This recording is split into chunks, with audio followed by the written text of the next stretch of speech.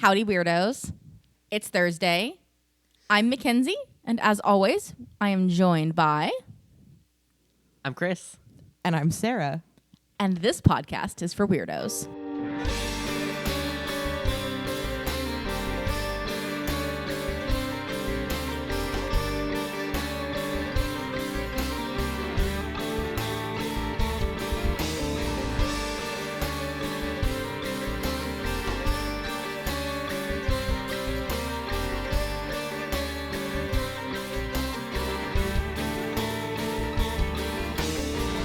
What are we talking about?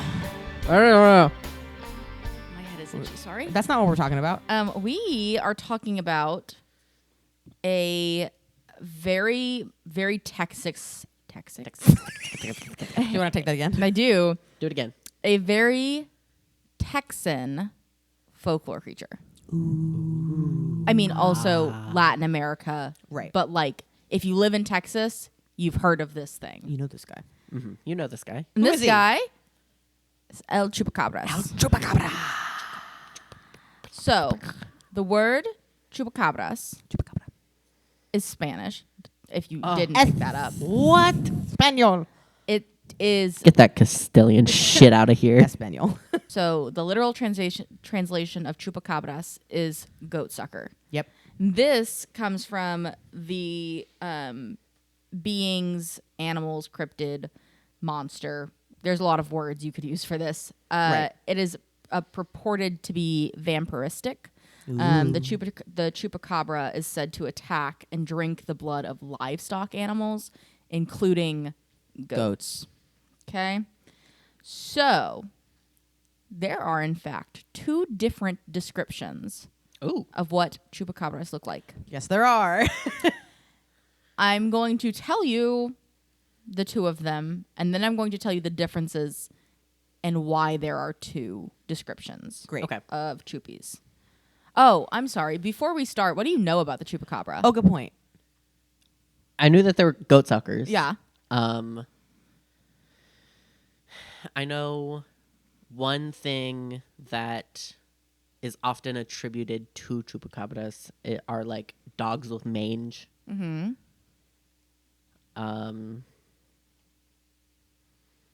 And I think aren't they also in folklore? They're the tactic of like kids don't go out at night. Kind Chupacabra of. might eat you. Kinda. Kind of. So what I know of Chupacabra is hello Chupacabra. One, there's an X-Files episode about it, and it's really good. And I love that episode of X-Files. It real good. I know of them from being raised in South Texas. I grew up in Corpus Christi. Had a lot of American friends, and also I'm weird, so I was into this kind of thing. And again, Josh Gates in Destination Truth did an episode about chupacabras. I think he was in Mexico on the episode that he did neat. that on, not in Texas. Texas. I think he was in Mexico. Mexico proper. Yeah, actual Mexico. Now that I know what you know, That's what I know. let's talk about descriptions. Okay. So the original description is what I will say Okay. of the chupacabra is of a reptile-like creature said to have leathery or scaly greenish-gray skin and sharp spines or quills running down its back. It is said to be approximately 3 to 4 feet tall and stands and hops in a fashion similar to that of a kangaroo. Yeah. Weird lizard kangaroo guy. Weird lizard kangaroo guy. That, if you've watched the 2005 era Scooby-Doo movie episode, that's the version of chupacabra you're going to see. Right. The other more what you're going to hear if you live in Texas Right. is a strange breed of wild dog. It's normally mostly hairless, has a pronounced spinal ridge, and unusually pronounced eye sockets, fangs, and claws. The one that looks like an alien also is said to have red eyes and fangs. Right. So the original sighting. When do you think people first started sighting chupacabras? I know the answer to this question, so I'm not going to answer it. When do you think? Conquistadors. Okay. I'll give you a better hint. The year I was born. Yeah. What? Yeah. So the original sighting of chupacabras was in Canovanas, Puerto Rico, Puerto Rico. in March of 1995. Literally, they I came into this world, and so did Chupacabra. Are you? Is that you? I am not Chupacabra, but I do believe that there is a reason that it was born the same month as me. Interesting. So like, the probably within days of each other. So the first reported attack that was eventually attributed to El Chupacabras, which is the actual, what they say is the plural El Chupacabras, not singular Chupacabra, Yeah. occurred in March of 1995. 8 sheep were discovered dead, each of them with 3 puncture wounds in the chest area and reportedly completely drained of blood. A few months later, in August, an eyewitness named Madeline Tolentino reported seeing the creature in Puerto Rico, in the Puerto Rican town of Canovanas, where as many as 150 farm animals and pets were reportedly killed. This is sometimes said to be potentially a military experiment that escaped, possibly an alien or some other thing. That's what they based like the X-Files episode on. Understandably, because it came out.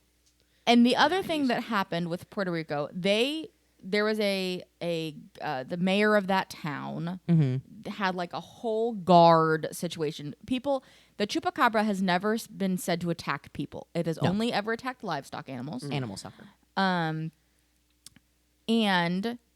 it, but it's a farm. Puerto Rico has a lot of farming town. This was a farm town. They were very worried about their livestock being attacked.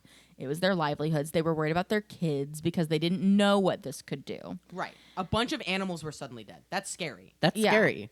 So they did like this whole thing.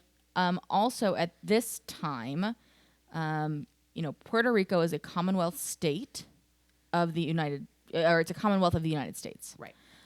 So in Puerto Rico, they are required to follow all federal law of the United States, but are not allowed to vote for president. Right. Which is a whole thing. It's a whole thing that I'm not going to get into, but that is truth about Puerto Rico. So there is a theory in this Monstrum kind of short episode that I watched that the chupacabra, being this kind of otherworldly, outlying outsider being, was very latched onto and became very quickly a like folklore creature. There was merch about it. It was everywhere. It was a huge oral tradition. It was kind of like, well, this creature is kind of like us in that it's like outlying and weird and other. So they, in some interpretations, will say that because of their political outlierness with the United States, they've kind of made the chupacabra their like mascot cryptid. Cute. Now let's They're like us too. I mean, yeah. It's like we too are weird. And now let's talk secondary sightings of our other version of the chupacabra. Right. So in the early 2000s, so we are talking within the last 25 years. Right. Like 5 years ish after We the are first sightings. the entire chupacabra's lore It's as old as me. is about 30 years old almost. About 30 years. So in the early 2000s, reports trailing from the Yucatan Peninsula in northern Mexico into the United States, specifically through like travels through like Arizona, New Mexico, Texas. Right. You're talking about the Southwest states. There have been sightings all the way up into Maine. There has been a sighting in Maine.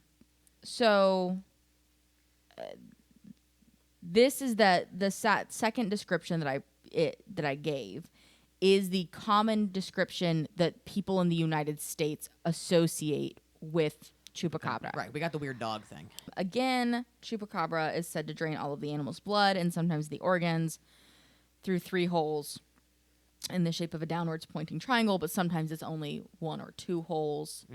But it's an odd way to kill livestock. Yeah. Let's talk some debunking. Okay. Okay. Well, what if I don't want to? Well, I'm going to give the skeptics what they want. Okay. So I do like some debunking. I know you do.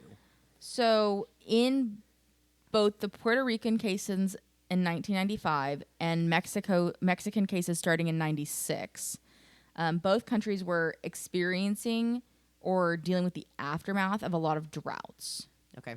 So investigations carried out in both the countries at this time noted dramatic violence in these livestock killings. Sometimes, so they say the environmental conditions where wild predators have lost their natural prey because everything has died because of drought. Therefore, they're being hunted. They're hunting pinned animals for sustenance. Same thing, that's a pretty common one. Drought equals less food for prey animals equals less food for predators. Yeah. Equals I'm going to eat those sheep. Yeah, equals I'm getting closer to humans who are dangerous to me. Right. And then also, when predators are hungry and desperate, they're going to be more violent in the way that they kill prey. Make sure that they get a meal. Yeah. Also, no physical evidence has ever been found in regards to the Puerto Rican version of El Chupacabras. There have been lots of chupacabras found matching the kind of United States Mexico description of said animal. Right. And again, that's where we've got sightings all the way through the United States up to Maine. Every time, so I found a Texas A&M Agriculture Extension article on the science behind chupacabras. Oh, cool. Which I thought was really wild. So this says the chupacabra is most commonly described as a creature with gray, scaly skin, a raised ridge on its back, and vicious teeth. While these traits could describe a creature we have not yet discovered, they do actually match the appearance of several wild animals with severe cases of mange, a disease caused by mite infestation. Most typically, these are coyotes, or rarely raccoons with a severe case of this disease. The characteristic raised ridge is the remnant guard hairs of the ruff. The scales are due to burrowing mites, and the gray is the color. And gray is the coyote's natural skin color exposed due to hair loss. Through examinations of dentition and other anatomical traits, confirm that this is a species being cited. In stories and folk tales, the chupacabra preys on goats and other small livestock. It is possible that this stems from animal behavior caused by mange. Any predatory animal that is debilitated must seek out easier prey because wild prey is typically agile and wary. In most cases, the losses livestock raisers report as chupacabra predation are animals confined in pens or corrals. This is consistent with predation by a sick animal such as a coyote with mange. And they go into more scientific descriptions of like how the mites burrow and what the hair loss patterns look like and stuff like that. The other thing I will say is I don't remember which source I read it on. In the Puerto Rican version, the girl that was the eyewitness, there was an alien movie that had come out pretty recently to the eyewitness sightings. So there is, and the alien in that movie looks very similar to the description of the chupacabra. Right. So there is this kind of underlying theory that she may have matched the description to this movie monster that she had just seen. It's remarkable how often that happens. Yeah.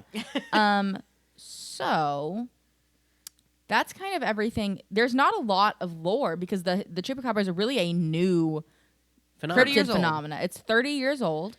This has happened 30 years old next month. Yeah. So this is I don't have a lot.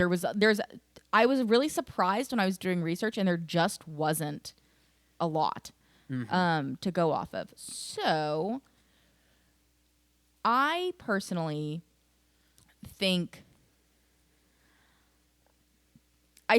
the United States version of a chupacabra, every one of them has been identified that has been found as a coyote or some animal with mange. Some canine with mange. Or a raccoon. Or a raccoon, according to the agriculture extension or AgriLife extension. which is it was a good paper. I do love their papers. They have all sorts of good stuff. And then I really liked the cultural phenomenon behind the possible political science reason for why Puerto Rico latched on to Yeah. this kind of alien This version idea, of yeah. the chupacabra, especially because there is no purported physical evidence besides dead livestock. And Right. not to say dead livestock is not detrimental to that community. That is a huge detriment to that kind of Right. community. It's a big loss.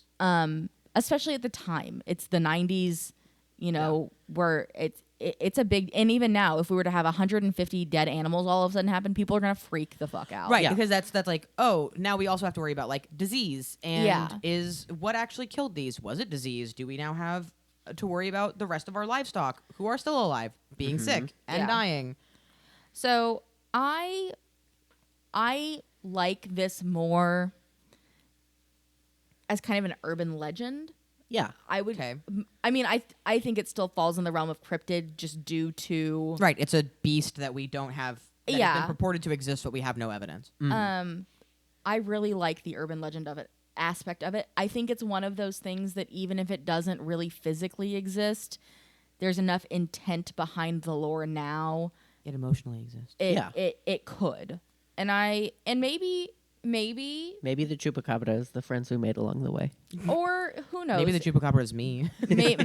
maybe her movie Alien, maybe what she saw was really close to that, and that's the only thing she knew how to compare it to. And maybe it was Right, some kind yeah. of ultra-terrestrial alien flap thing that Do you want? Can I do So- a big old theory? Yeah. Yeah, I mean, I want to hear your guys' theories. I was just, Can I was gonna finish my that's kind of what I think this is. There's nothing, because there's two versions. It's easy for me to write off the version that is the United States Mexico version of the Yeah, 'cause it's Because chupacabra it's very different. because it's very different. It's Yeah. much harder for me to write off The original Puerto one. Rico's, Yeah. the right. original sighting of what we call the chupacabra. Yeah. So tell me your theories. Can I say what I think you're going to say? Go ahead. The thing that interests me most about the story is the livestock mutilation. Hey, Yeah. I think ding, we're on the ding, same ding. page. Chris found it. Yeah. And so, I definitely think there's more behind that. I would like you to continue. Cool. So, the little girl who was the eyewitness had seen an alien movie, and that's what she described the chupacabra of looking like. Yeah. I want everyone in your little brains to in my harken brain. back to Mothman. When we were talking about all of the UFO stuff that was going on and how John Keel spent a lot of time kneeling in farm fields examining the exsanguinated and mutilated corpses of livestock, and how that is something that follows a lot of UFO cases and alien cases and abduction cases. You have my copy of Mothman, so I can't Yep. pull it up and be like this specific passage is what I think of anytime somebody now that's seared into my brain anytime somebody talks about it, which has shifted my thinking on Chupacabra, because as it is my heart monster, right? Because we share a birthday. That's a rare thing to get to say oh, me and this well-known cryptid came into being In the same month. almost at the same time, within 30 days of each other. Right. We came into being. Really, it had to come into being within either 12 days or 27 of me, or 17 of me, because of when my birthday is.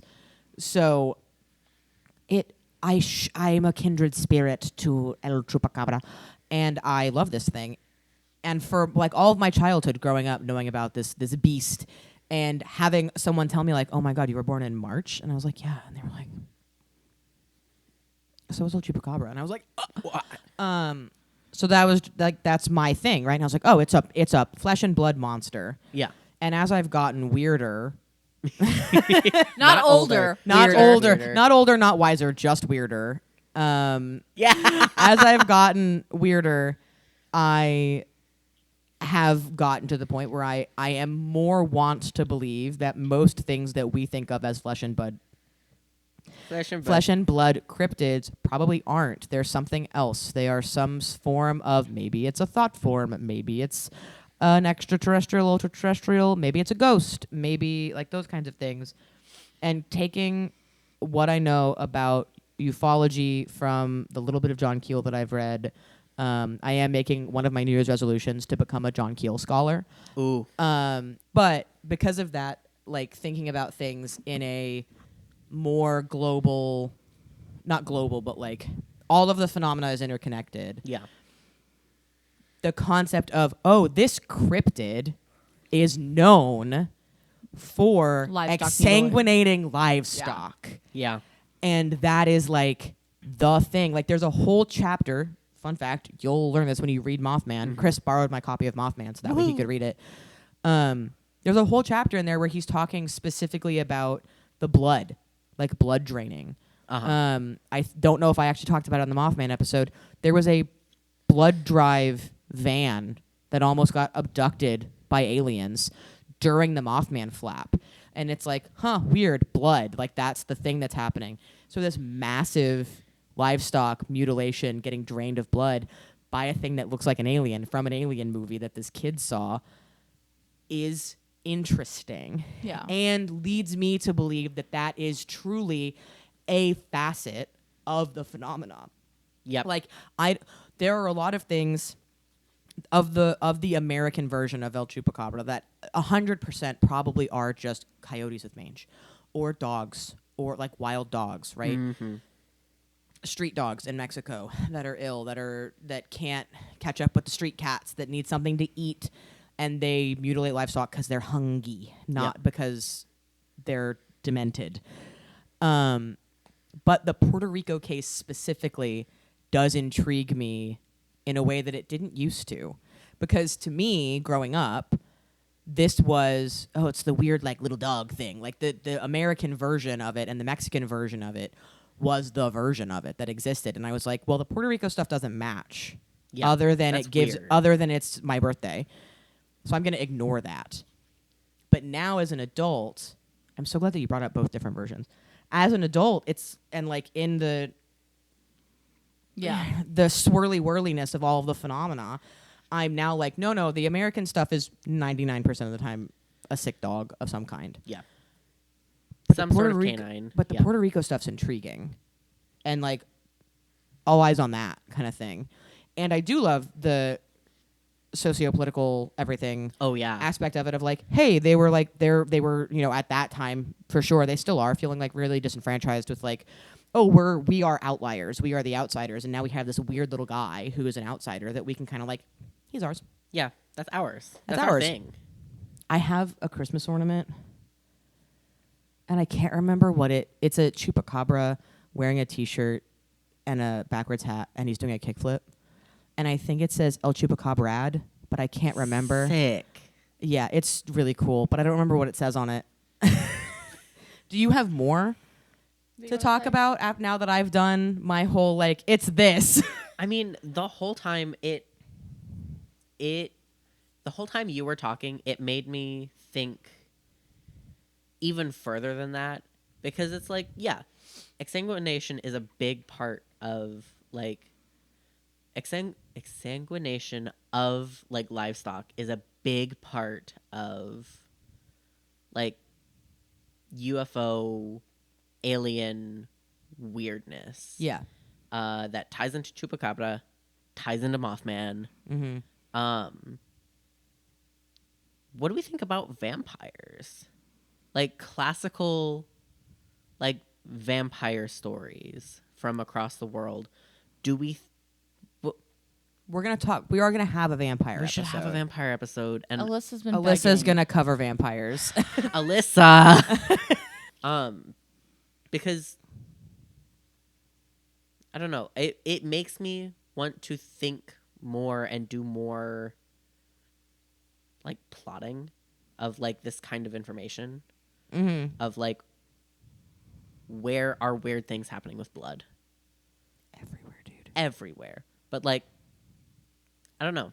And I'm gonna again get really big brain. This episode is gonna be weird because it's a topic and then a bunch of us just speculating at the end. Yeah. But one of the things that happens in the Mothman book, Yeah. because I have to keep bringing it back to that because it really is like he's talking about Mothman, but he's talking about a bunch of things in that book. Yeah. It's about Mothman, but like it's about the phenomenon. It's about the broader phenomena as a whole. Mothman is just an easy name to give it. Right. Mothman is what he was investigating when he discovered all these other weird links. The thing that Keel noted was when he picked a thread to investigate, Yeah. the phenomena would give him more of that thread. Mm-hmm. So if he started going, cattle mutilations, cattle exsanguinations, that's really weird. The blood got really interesting. Suddenly, literally a blood bank truck is getting abducted by aliens. And people who are regular blood donors are getting abducted. And now dogs are getting exsanguinated and all this stuff. And the second he like kind of stops caring about the blood stops happening. It was like when you investigate this phenomena, whatever that is, it's going to give you more. If you're on a track, then it's like, yeah, I did that. It gives you more. It gives you more to continue looking at. But also maybe it's pulling you away from something that is more correct and more on track. Like they talk about that in Hellier. Like Tenny brings that up of like, I think maybe it was throwing a bunch of stuff at you so that now you're confused and it feels safe again. Yeah. And I think the thing with like this weird thread of blood, right? Of like, oh, UFOs do that. And Chupacabra does that. And vampires do that. Also, it could be this weird connection that's like, oh, that's a thread to follow, and maybe it's a thread to follow that takes us away from the actual answers. Mm-hmm. It's also possible that it's, again, the concept of the updating of the phenomena. Right. Right? Of like, oh, we have this old vampire lore of things, these scary monsters that exsanguinate, and now we don't really care about that because we're not really as scared of, like, dead bodies anymore. Right.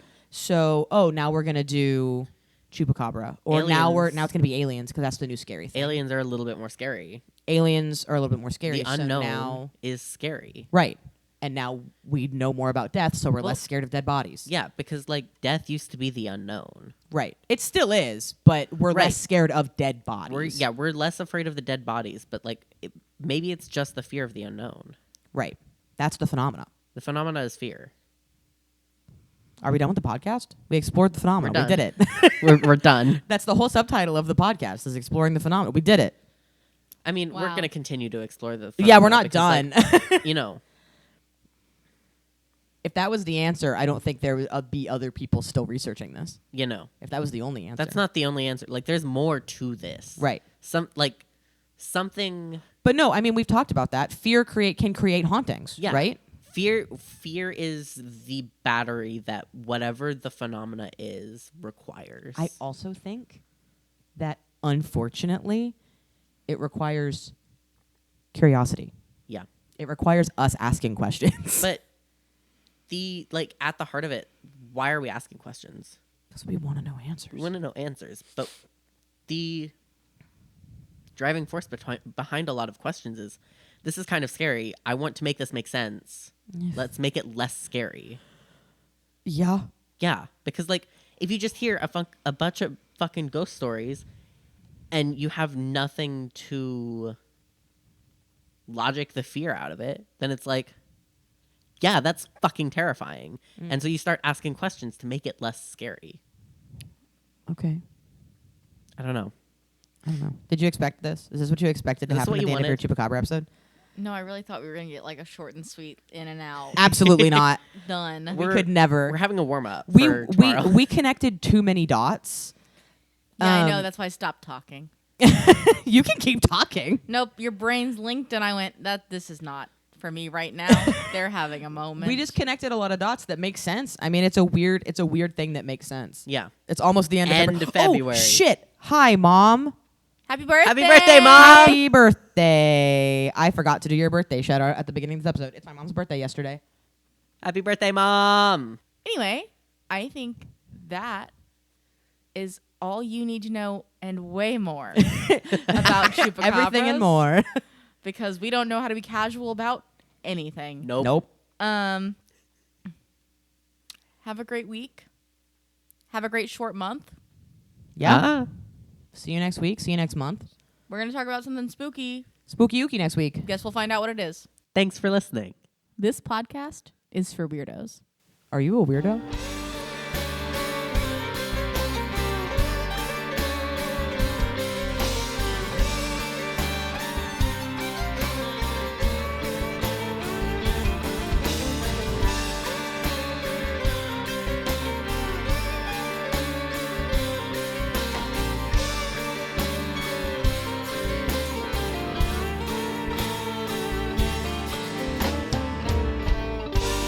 Thursdays are for the phenomena.